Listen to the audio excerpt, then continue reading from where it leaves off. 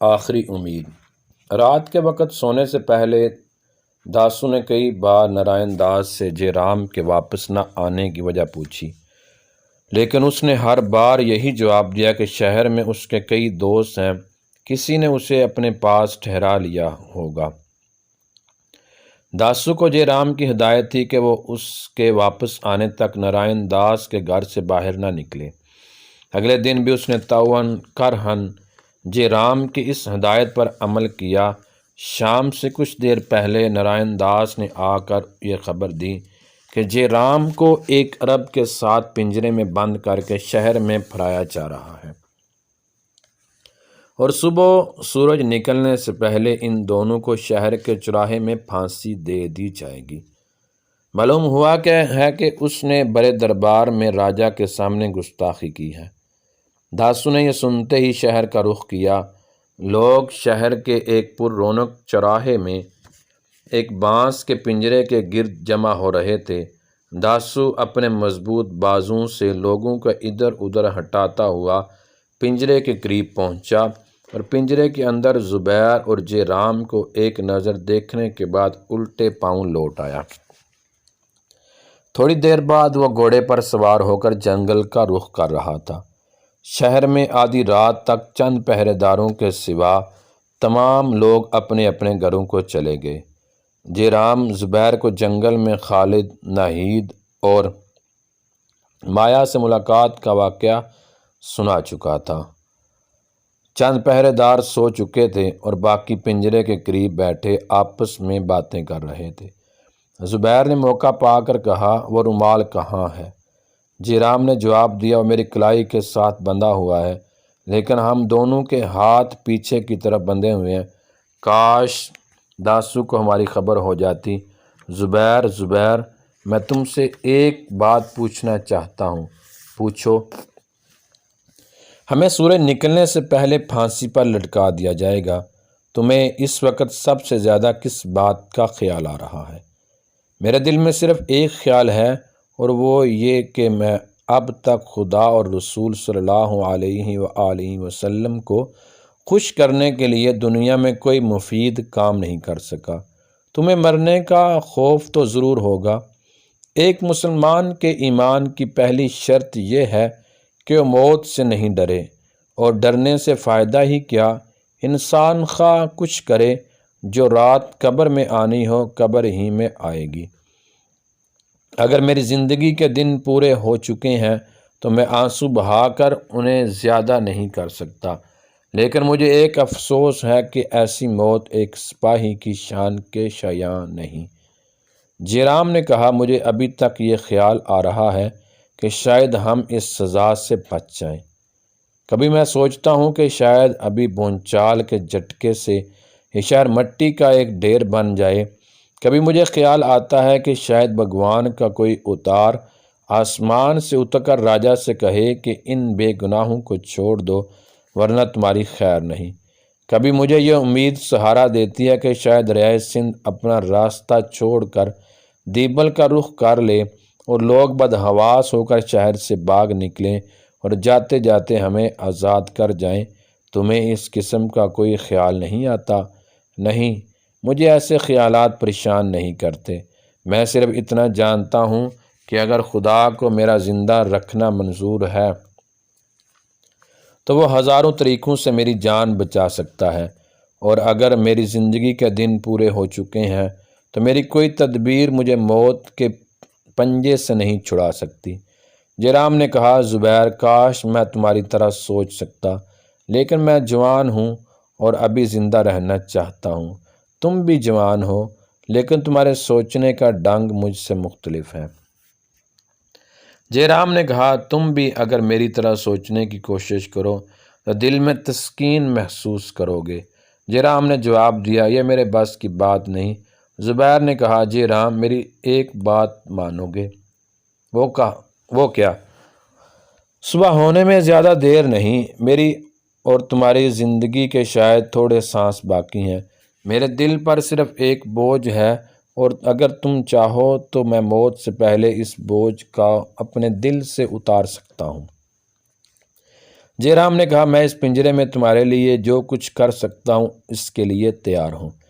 جے رام، ہم نے زندگی کی چند منازل ایک دوسرے کے ساتھ طے کی ہیں اور میں نہیں چاہتا کہ مرنے کے بعد ہمارے راستے مختلف ہوں۔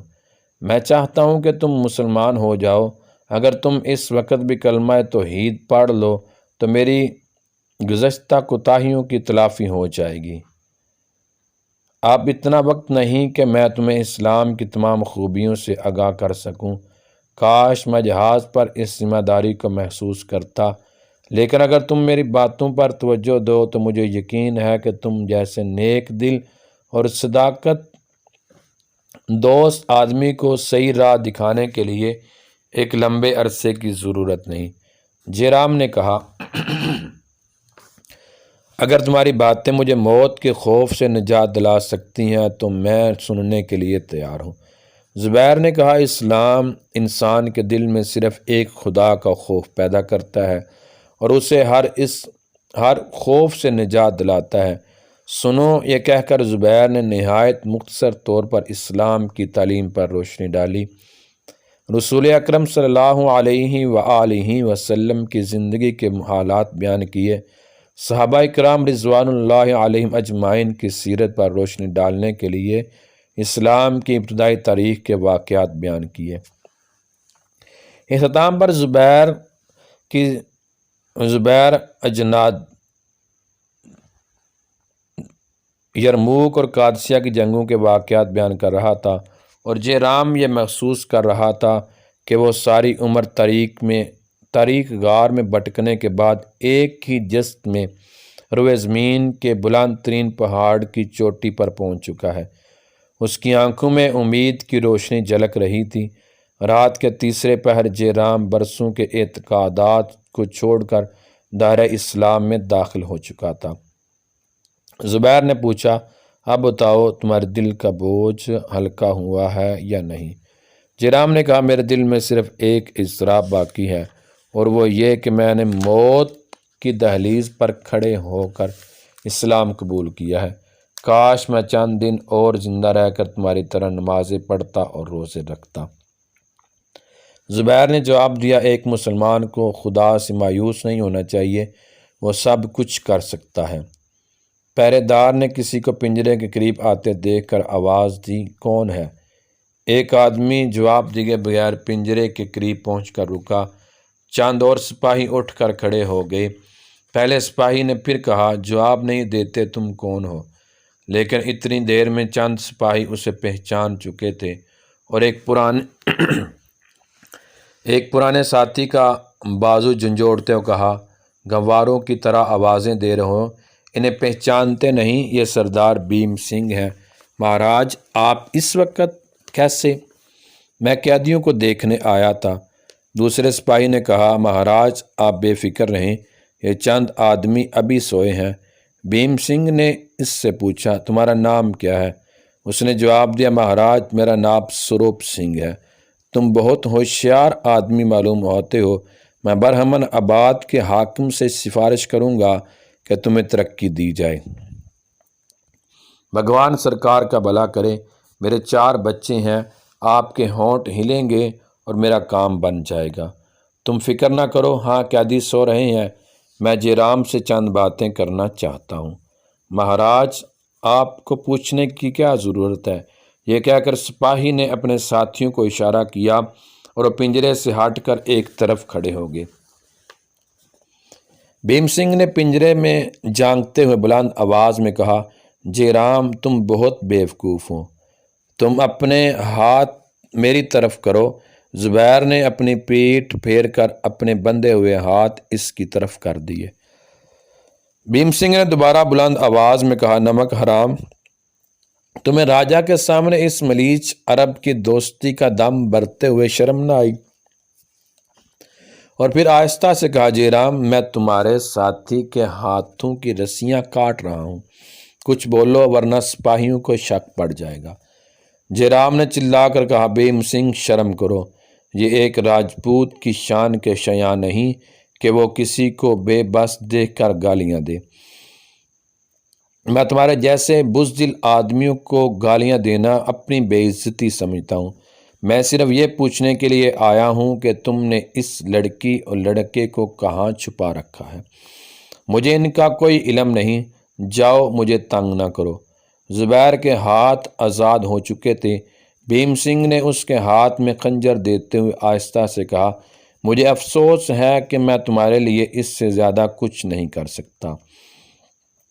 تمہارے لیے پنجرا توڑ کر باغ نکلنا ممکن نہیں، لیکن پھر بھی قسمت آزمائی کر دیکھو۔ اگر تم آزاد نہ بھی ہو سکے تو کم از کم بہادروں کی موت مر سکو گے۔ سپاہی کو مغالطے میں ڈالنے کے لیے بھیم سنگھ نے اپنا لہجہ تبدیل کرتے ہوئے کہا، مجھے یقین ہے کہ عرب لڑکی کو تم نے کہیں چھپا رکھا ہے۔ اچھا تمہاری مرضی، نہ بتاؤ، لیکن یاد رکھو سورج نکلنے سے پہلے برہمن آباد کے باشندے تمہیں پھانسی کے تختوں پر دیکھ رہے ہوں گے۔ بھیم سنگھ نے پنجرے سے چند قدم دور جا کر سپاہیوں سے کہا، تم ایک طرف کیوں کھڑے ہو؟ مجھے ان سے کوئی مخفی بات نہیں کرنی تھی۔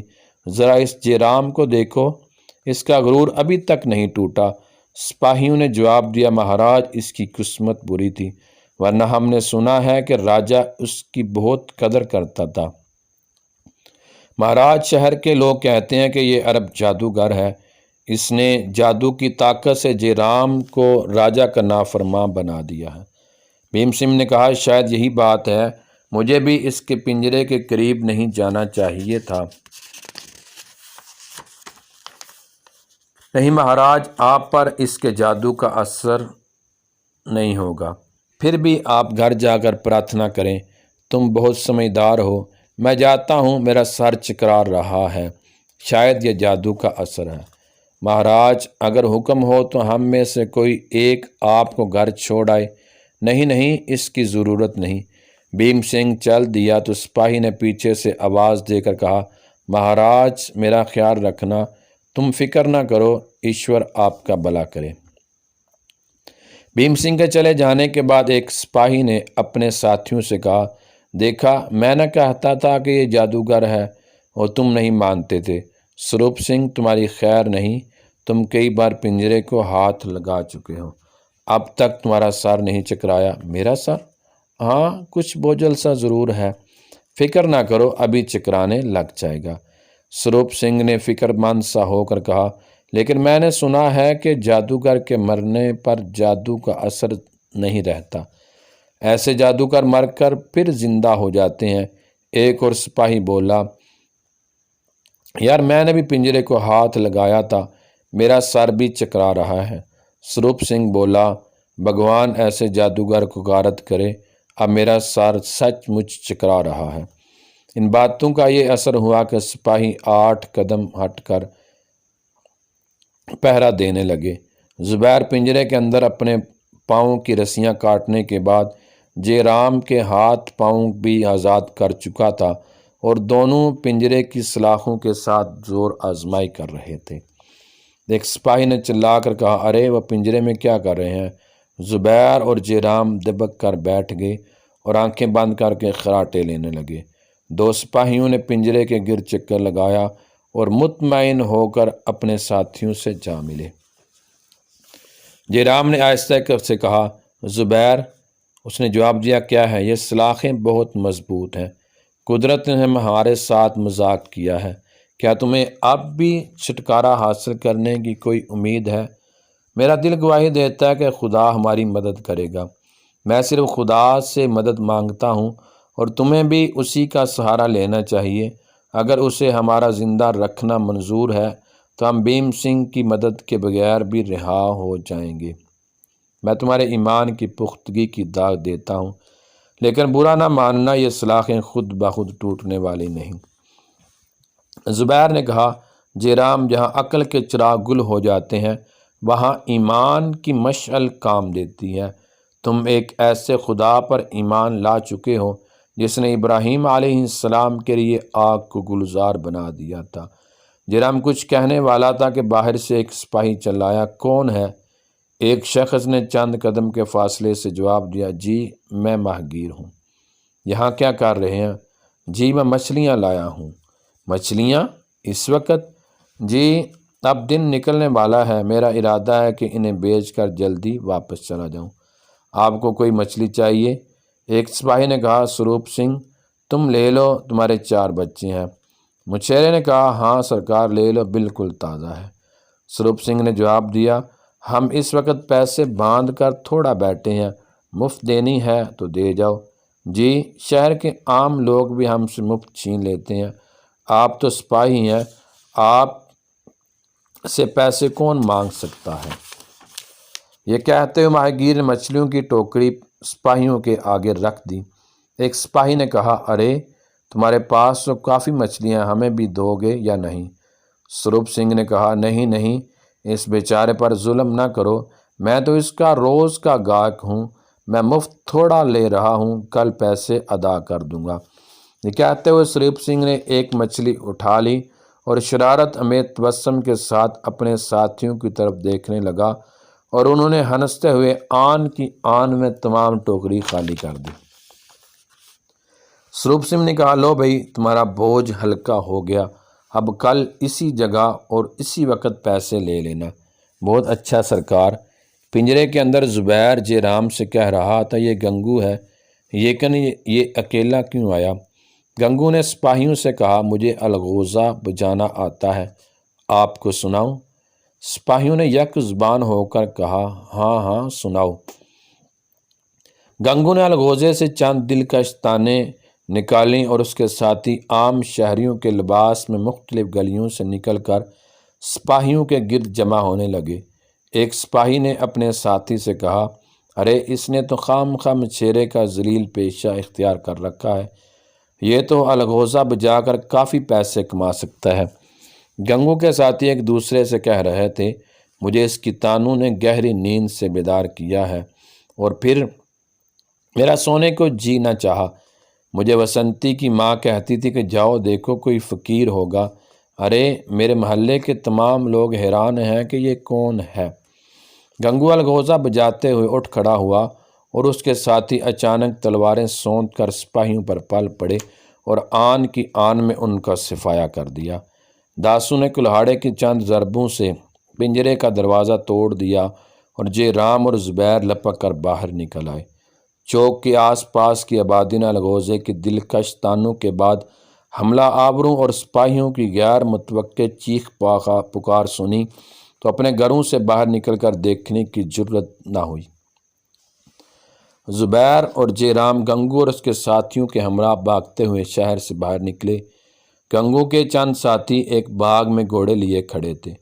جس وقت شہر میں ہنگامے کا رد عمل شروع ہو رہا تھا، یہ لوگ گھوڑوں پر سوار ہو کر جنگل کا رخ کر رہے تھے۔